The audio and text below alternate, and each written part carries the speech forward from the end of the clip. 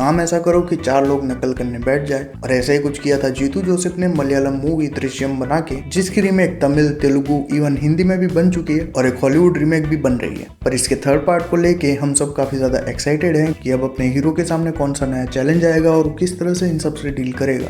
वहीं जहाँ पे अपडेट आई थी कि मलयालम और हिंदी वर्जन एक साथ ही बनेगा और एक ही दिन रिलीज किया जाएगा, वहीं अब ये अपडेट आ रही है कि शेड्यूलिंग कॉन्फ्लिक्ट्स के चलते मलयालम वर्जन जो है वो पहले ही शूट कर दिया जाएगा। और क्योंकि पहले 2 पार्ट की कहानी ऑलमोस्ट सेम ही है जो सबने देख रखी है, इसी के चलते थर्ड पार्ट को पैन इंडिया रिलीज किया जाएगा। तो मलयालम वर्जन जो है वो इस बार भी पहले आ जाएगा। फर्क सिर्फ इतना है कि उसको पैन इंडिया रिलीज किया जाएगा और वो भी हिंदी में, जिसके चलते हिंदी वर्जन को लेके काफी बड़ा चैलेंज आ जाता है कि उसको आखिर बनाया भी जाए तो कैसे बनाया जाए। क्योंकि ऑलरेडी हम ऑडियंस इतनी ज्यादा एक्साइटेड है इस फ्रेंचाइजी को लेके कि चाहे जैसे भी देखने को मिलेगा हम देख लेंगे। और अगर हिंदी में इसकी रीमेक बना के बाद में रिलीज किया जाएगा तो कोई क्यों ही देखने जाएगा। और यहीं पे एक बड़ा चैलेंज आ जाता है अजय देवगन और उनकी टीम के आगे, जहाँ गुजराती, मलयालम जैसी रीजनल मूवीज की कहानी उठा के वो इजी पैसा कमा रहे थे, वही अब उनको मेहनत करनी पड़ेगी और एक अलग स्टोरी लाइन के साथ इसके थर्ड पार्ट को बनाना पड़ेगा ताकि इसको वर्क कराया जा सके। और हम ऑडियंस के लिए तो वारे नारे हो गए, क्योंकि अब हमारी फेवरेट कहानी की 2 अलग अलग एंडिंग हमें देखने को मिल सकती है, जहाँ पे एक मलयालम वर्जन में और एक हिंदी वर्जन में हो सकता है। पर ये तब होगा जब बॉलीवुड की क्रिएटिविटी थोड़ी बहुत काम करना शुरू करे।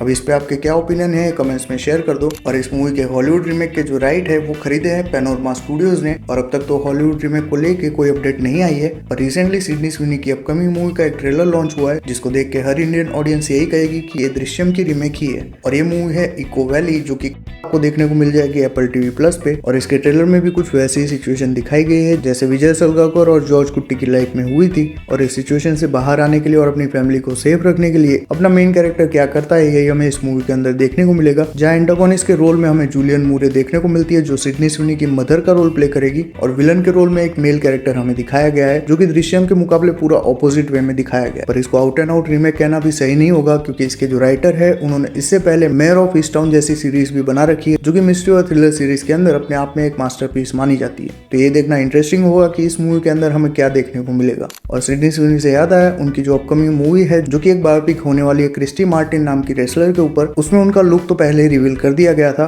पर क्योंकि मैं सिडनी स्विनी सिंध सल्तनत का शहजादा हूँ, तो मैं ऐसे ही उस कैरेक्टर के बारे में पढ़ रहा था और मुझे पता चला कि वो अपने आप को एज अ क्वियर आइडेंटिफाई करती है। दैट मीन्स कि इस मूवी के अंदर रिंग के अंदर तो एक्शन देखने को मिलेगा ही, पर रिंग के बाहर भी हर जेंडर के कैरेक्टर के साथ उनका एक्शन हो सकता है। समझ रहे हो? 5 minutes later. और थोड़ी सिडनी स्विनी की ज्यादा बातें कर ली तो मुझे थोड़ा जाना पड़ा था। पर अब बात करते हैं SRK और प्रियंका चोपड़ा को लेके। उनसे जुड़े हुए बहुत से रूमर्स तो हमने सुन रखे होंगे, पर रिसेंटली SRK जहाँ पे मेट गाला में गए थे, वहाँ उनके और प्रियंका चोपड़ा के जो लुक थे उनको कंपेयर किया जा रहा था उनके डॉन मूवी के अंदर दिखाए गए लुक्स के साथ। और इंटरनेट और फैंस ने वापस से इन दोनों को कनेक्ट कर दिया। और जिस तरह से इन दोनों से जुड़ी हुई चीजें आ रही है सामने, मुझे डर है कि ये दोनों कहीं फ्यूचर के अमिताभ बच्चन और रेखा जी ना बन जाए। और शाहरुख खान से ही बढ़ते हैं अगले टॉपिक की तरफ, जहाँ शाहरुख खान के बेटे का डायरेक्टोरियल डेब्यू हमें देखने को मिलने वाला था, जिसका नाम है बास्टर्ड ऑफ बॉलीवुड। और ये शो नेटफ्लिक्स के ऊपर हमें देखने को मिलने वाला है, जिसके अर्ली रिव्यूज आना शुरू हो गए हैं। जहां पे पहले सैफ अली खान ने इसकी तारीफें जम के की, वहीं अब खुद नेटफ्लिक्स के CEO यानी टेड सैरेंडोस ने इसकी तारीफें की हैं। पर सैफ अली खान के दोनों ही बच्चों का कैमियो इस शो में देखने को मिलेगा। वहीं टेड के खुद के ही प्लेटफॉर्म पे ये शो आने वाला है, जिसके चलते इन दोनों के ही रिव्यू को इतना ज्यादा सीरियस नहीं लिया जा सकता। और कहीं ना कहीं इसके चलते ऑडियंस के बीच में एक पॉजिटिव वाइब तो क्रिएट हो गई है। अब ये तो शो आने पे ही पता चलेगा कि शो एक्चुअल में कैसा है। और सोनू निगम फिर से एक बार कंट्रोवर्सी में आ चुके हैं, जहां बेंगलोर के किसी कॉलेज में उनका जो कॉन्सर्ट चल रहा था, वहां पे उनको बार बार कन्नड़ा सॉन्ग की रिक्वेस्ट की जा रही थी। उन्होंने इस रिक्वेस्ट को हाल में हुए अटैक के साथ लिंक करके कुछ रिमार्क्स दिए, जिसके चलते कन्नड़ा इंडस्ट्री जो अपनी लैंग्वेज को लेकर काफी प्राउड फील करते हैं,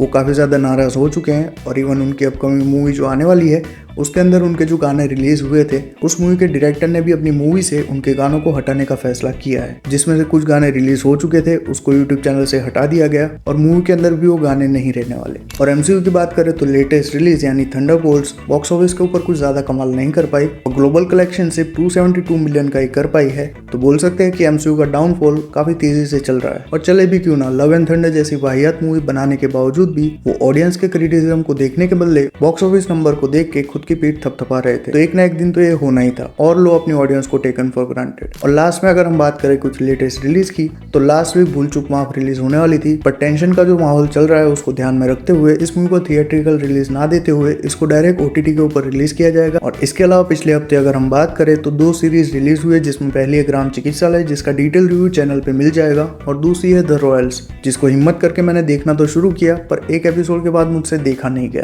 तो अगर आपने देख रखी है तो कमेंट्स में बताना कि हिम्मत करके मैं आगे बढ़ूँ या नहीं। तो इसी के साथ ये थी कुछ मूवीज और सीरीज से जुड़ी हुई न्यूज और अपडेट्स, और इस सीरीज के अंदर क्या एक्सपेरिमेंट किया जा सकता है और इसका टाइटल क्या रखा जाए, ये कमेंट्स में आप शेयर कर सकते हो। वीडियो पसंद आया तो लाइक कर देना और चैनल पे नए हो तो सब्सक्राइब भी कर लेना। मैं मिलता हूँ इसी तरह के एक और वीडियो में, तब तक कीप बीइंग फिक्शन फैंस।